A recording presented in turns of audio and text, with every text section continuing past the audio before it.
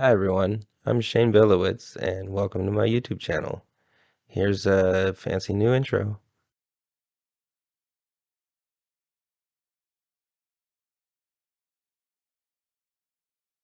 All right, so I'm back.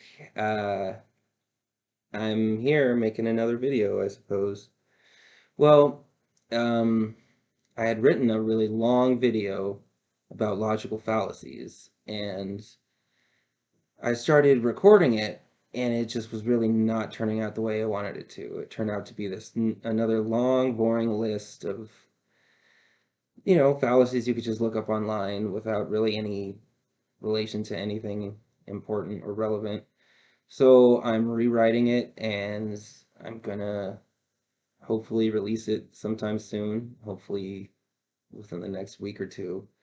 Um, but in the meantime, I figured I'd talk about something just, that's been on my mind so I could at least get some content out there. So what I kind of wanted to talk about was omnipotence. And this is something that I've made a TikTok video on, but I figured I'd sort of expand upon it here. A lot of Christians will say that God is omnipotent, meaning that he can do all things. All things are possible with God. His power knows no limits. But then when you ask them if he can do something logically impossible, like can God be God and not be God at the same time? Obviously he can't. Like can God exist and not exist? No, that doesn't work. So then they say, oh, well, he can do anything that's logically possible. Like all things that are logically possible, he can do.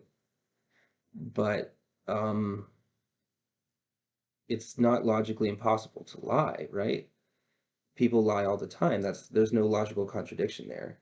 So when you ask them, hey, can God lie? Then they'll say, no, he can't because lying is not part of God's nature, and God can do everything that's within his nature, and he can't do things that is not within his nature. But if you ask them what it means for what are the criteria for his nature is everything he can do, and things that are not in his nature is everything he can't do. So basically, when they're saying this, all they're saying is God can do what he can do, and he can't do what he can't do, which is a tautology that applies to literally every single thing in the universe. Like if you look at a rock or a tree or a flower, like look at a flower. A flower can do everything that's within its nature. It can grow, it can photosynthesize sunlight into sugar, it can sit there and sway in the wind, it can make good smells, for bees to pollinate it. But it can't get up and walk around, it can't shoot laser beams, it can't, those are things that are not within its nature. So this comes up with a thought experiment, and I'm going to change a little bit to be a little bit silly. Say there's this guy, and his name is Dumpy McDumperson. And the only characteristic about his nature is that he takes dumps. So every time Dumpy McDumperson takes a dump, he is omnipotent because he is doing everything that is within his nature and not doing the things that is not within his nature. So this whole concept of omnipotence is just some meaningless tautology that doesn't really give us any more information than it's just like saying God is like God. Like if you say God is all good and good means like God, then you're just saying God is like God and he's not like God. So you're not really adding any more information. You're just repeating the law of identity, which is A equals A. You're just saying God is God and he's not God.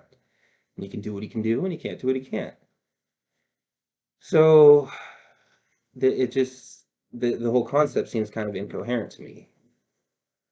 I mean, maybe there's something I'm missing, but that's just my 2 cents. Anyways, thanks for watching, and I appreciate it. Stay tuned for that long video I was talking about.